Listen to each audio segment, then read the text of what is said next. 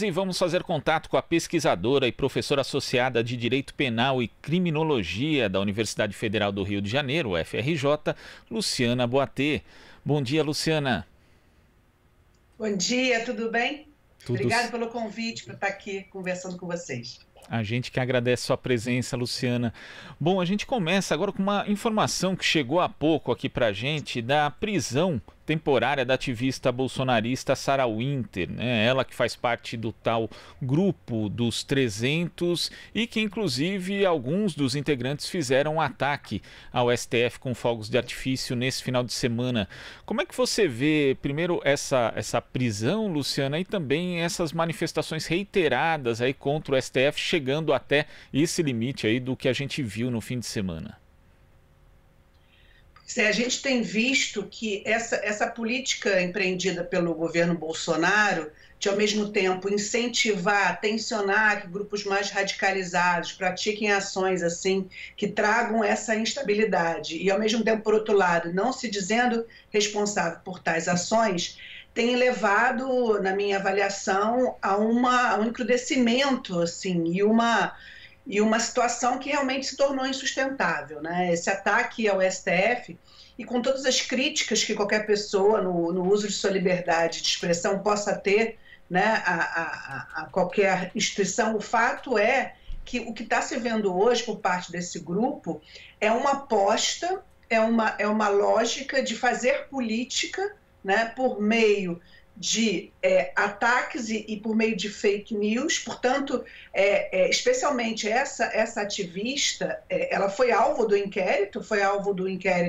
que está sendo inclusive debatido no STF, que foi justamente instaurado para apurar diversas ações, dentre elas desse grupo. São diversos outros grupos. O que a gente percebe, e no caso do direito penal e do processo penal, é que essa moça, mesmo já estando investigada, eu estou imaginando que essa prisão temporária, também nas notícias a gente não teve essa informação, que essa prisão temporária pode ter sido relacionada a esse incidente dos fogos no Supremo, e devem haver evidências que ela está envolvida, ou seja, mesmo estando investigada, ela ainda está insistindo na prática justamente das ações que estão sendo consideradas ilícitas. Então, em qualquer processo, em qualquer investigação, esse é um motivo de prisão preventiva ou temporária, que é a chamada prisão por investigações.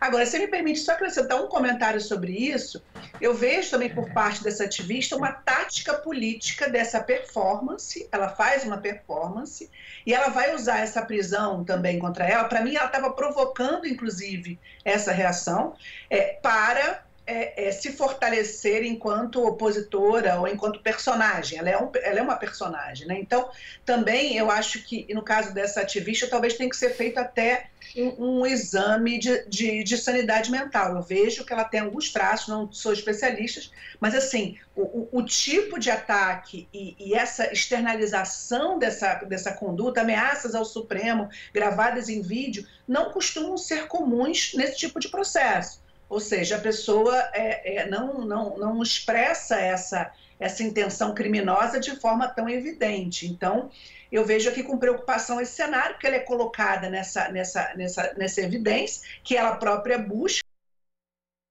utilizado como uma performance e com um mecanismo que a gente assistindo de fora, resta evidente que é algo que ela estava intencionando. Então, para mim, ela já estava buscando ter essa reação. Agora, de fato, o que aconteceu nesse final de semana, né, e especialmente após a dissolução do próprio acampamento, né, isso deve ter precipitado, e é possível que eles tenham ligações telefônicas, tenham evidências e provas, elementos, né, para envolvê-la nesse episódio específico. E possivelmente, sim, essa deve ter sido a motivação, e que no processo penal, né, a reiteração criminosa como um dos motivos e a necessidade de uma maior investigação. E quando você fala disso, né, Luciana, que ela provavelmente queria até ter como resultado da sua ação essa prisão, é bastante difícil, né, lidar com grupos bolsonaristas, porque na prática eles sempre procuram um limite, sempre procuram a provocação no extremo para provocar algum tipo de resposta, seja uma resposta institucional, seja a resposta também de grupos que antagonizam com o bolsonarismo. A gente ainda não conseguiu achar uma fórmula, um jeito de lidar com esse novo tipo, digamos, de estratégia, nem é novo, né, mas com essa estratégia política tão destrutiva, Luciana? Pois é, e as redes sociais, essa comunicação muito intensa, né? Esse questionamento dos meios de comunicação tradicionais, eu acho que a gente também vive uma complexidade aqui nesse processo, que é a própria liberdade de imprensa e todas as conquistas que galgamos ao longo dos anos, especialmente marcadas na Constituição de 1988, que são utilizadas por esse grupo para negar a própria democracia. Então, é a liberdade de expressão, que volta e meia é reivindicada, né? A organização política e o financiamento dessa organização política também. Então, vejam bem, eu também tenho um outro elemento aqui que eu imagino que o ministro Alexandre de Moraes esteja focado, especialmente em relação ao último tweet que ontem eu vi nos jornais, que quando ele comentou esse fato no final de semana, que ele já está chamando esses grupos de organizações criminosas. Por quê? Porque, acima de tudo, tem um financiamento por detrás. Você não consegue manter um grupo de pessoas por sua própria conta, sem trabalhar, acampados num espaço público, pelo tempo que esse suposto grupo tem. Esse grupo, ele tem transmissão ao vivo, ele tem uma equipe de comunicação e, especialmente, eu queria entender, e imagino que a investigação vá por esse ponto, que é muito caro jogar aqueles fogos, né? O custo daquele tipo de ação e performática também, reparem que eles utilizaram algo para chamar atenção, né?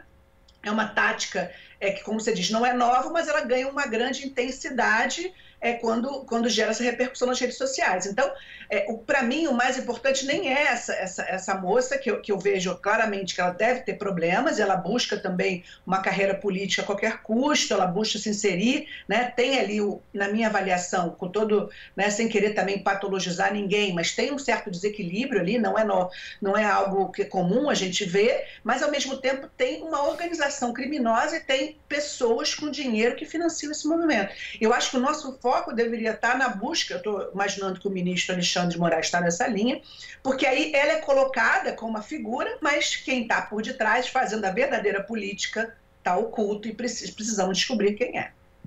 E nesse sentido também de buscar os responsáveis, tivemos, como você menciona, a declaração do ministro Alexandre de Moraes, também Gilmar Mendes, Luiz Roberto Barroso, e na nota do presidente do Supremo, o ministro Dias Toffoli, tem um trecho que é bastante interessante, que ele diz o seguinte: financiadas ilegalmente, essas atitudes têm sido reiteradas e estimuladas por uma minoria da população e por integrantes do próprio Estado, apesar da tentativa de diálogo que o Supremo Tribunal Federal tenta estabelecer com todos. Esse destaque aqui em relação a integrantes do próprio Estado me parece uma referência evidente a membros do Poder Executivo. Depois nós tivemos até, inclusive, uma manifestação do ministro da Justiça tentando legitimar o que seriam, né, esses protestos, dizendo: devemos agir por este povo, compreendê-lo e ver sua crítica em manifestação com humildade. Na democracia, a voz popular é soberana. Quer dizer, existe aí uma referência, né, pouco velada, inclusive, Luciana, a integrantes do próprio Executivo, e um dos integrantes do Executivo dá esse tipo de resposta, legitimando um ataque ao STF na prática. Como é que você vê essa situação, Luciana? Bom, é um aparato de poder, ou seja, é um grupo político que é composto por Bolsonaro, mas tem vários outros interesses em jogo. Mas o que a gente está visualizando agora é o formato desse grupo político no poder, especialmente com figuras orgânicas, tipo esse ministro da Justiça, que teria um papel importante até de contenção eventual, né, desses extremos, que era o que o Toffoli estava tentando negociar isso. Bom, Bolsonaro está eleito, vamos manter dentro de alguns padrões de aceitabilidade na relação para manter entre os poderes, para manter essa harmonia. Essa declaração do ministro da Justiça ontem, legitimando, e naquela linha que eu expliquei aqui, é o discurso da liberdade de expressão sendo usado contra a própria democracia e contra os princípios da dignidade humana que sustentam a própria liberdade de expressão. Não existe liberdade de expressão né, para defender morte de pessoas, para defender genocídio. Não existe liberdade de expressão para defender contra a própria democracia que sustenta aquele direito. Então, esse ministro da Justiça está totalmente equivocado, está mal intencionado. Mal intencionado porque ele foi colocado ali para esse papel. Em relação aos tribunais, eu acho que está havendo um esgotamento. Toffoli, então, era um dos que estava mais, assim, vamos dizer assim, se esforçando para se manter dentro de assim, alguns acordos e pactos, e a política brasileira é construída em acordos e pactos, né?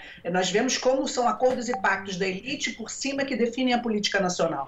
Mas no caso aqui, a gente está vendo um extremo que está sendo tocado, legitimado, o ministro da Educação também, que ontem teve uma postura absolutamente inaceitável, né? Contrária à própria pasta, aos princípios da educação. Como professora, eu fico ofendida pelas declarações do ministro, né? Sou professora de uma universidade federal, todos os professores, e nesse cenário a gente está vendo chegar a um limite e que eu vejo que vai ficar difícil esse diálogo entre os poderes. O que vai acontecer daqui para frente eu não sei, mas eu acho que essa radicalização e o Bolsonaro também com uma postura cada vez mais beligerante, ainda mandando seus ministros incentivarem esse tipo de prática, porque essa sinalização do ministro da Justiça é um incentivo.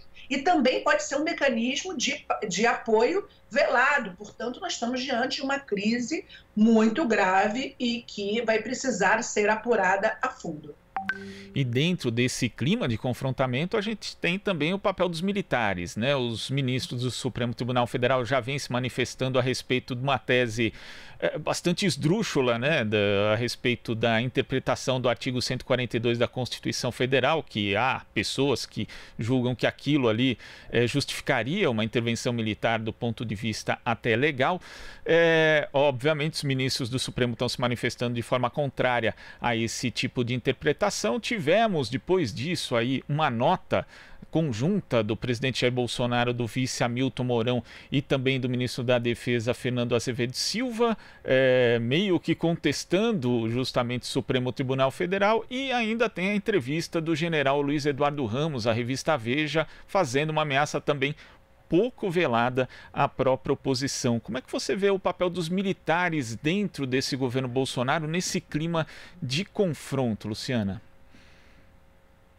Eu vejo o seguinte, havia um entendimento no início que os militares seriam aqueles que fariam, vamos dizer, a contenção da figura, vamos dizer assim, exagerada, extremada, autoritária do Bolsonaro. Essa era uma visão que se tinha no início. Eu estou convencida que essa avaliação não é verdade.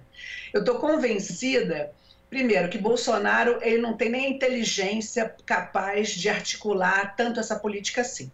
Para mim, essa política hoje do governo Bolsonaro, ela é articulada por esse grupo representado por esses militares. Tivemos algumas dissidências, militares que saíram. Para mim, os militares que saíram ainda eram os mais moderados ou menos radicalizados. São militares que se acham vivendo em outra ordem, que não a ordem constitucional de 88. São militares ainda criados na cultura autoritária da ditadura empresarial militar, que se iniciou em 64, que negam a Constituição. Então, a gente está vivendo aqui também, para mim, um reflexo de não ter realizado profundamente a justiça de transição e a necessária responsabilização pelos crimes praticados durante a ditadura.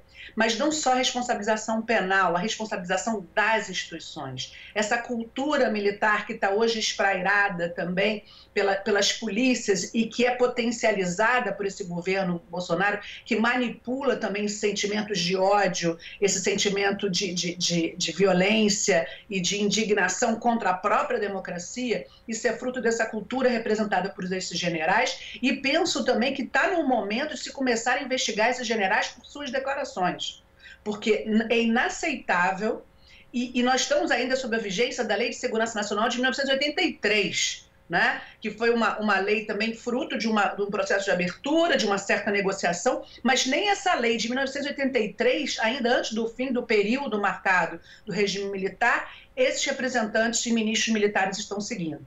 Temos militares na ativa do governo, que já é uma defecção, que já é uma contradição.